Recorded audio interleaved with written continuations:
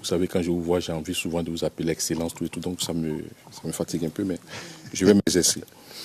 Alors, est-ce que ce que je dois retenir, parce que je voudrais obtenir quelque chose dans les faits, est-ce que oui ou non,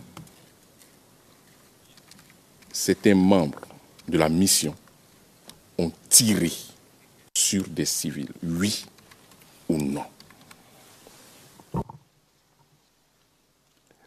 Oui, j'affirme.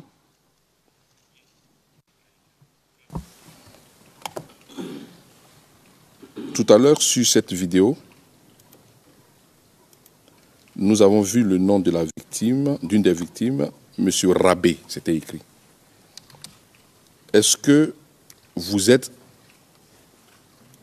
pouvez nous dire un peu plus sur les circonstances de ces blessures?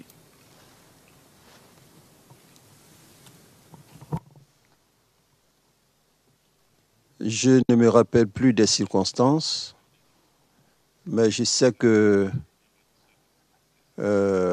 l'ONUCI a souvent tiré sur les jeunes Ivoiriens, tout simplement parce qu'ils ont mis un branchage sur la route pour empêcher le passage du char, ou bien tout simplement parce qu'ils se sont opposés à leur déplacement, ils ont tiré sur eux.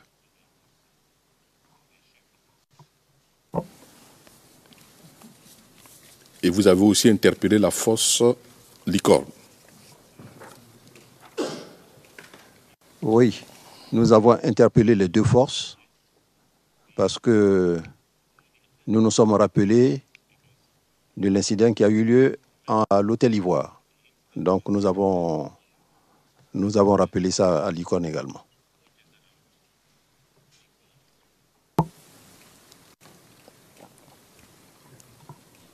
Monsieur Philippe Mangou, est-ce que, si vous le savez, si vous avez eu connaissance, donc je mets une condition, est-ce que dans un seul rapport, si vous le savez, de Human Rights Watch ou de Amnesty International, vous avez lu que la mission des Nations Unies en Côte d'Ivoire, pas la mission, bon, certains membres de la mission, se sont rendus coupables de violation du droit international humanitaire?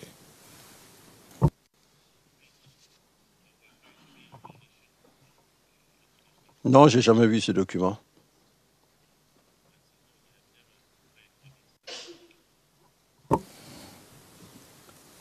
Je vais appeler une autre vidéo.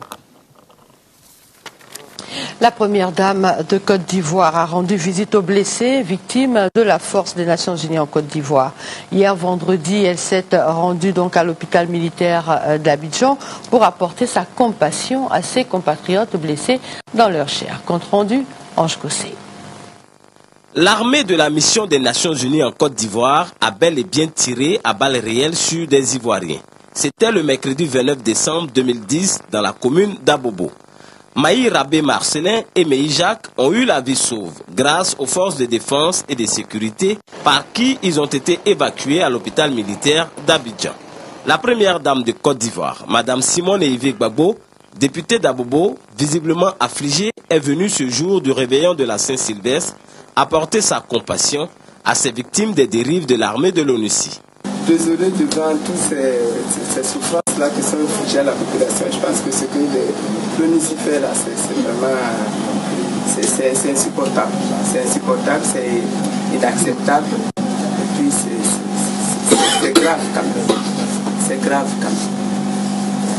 Que l'ONUCI se mette à tirer sur des gens qui ne sont pas armés, c'est grave.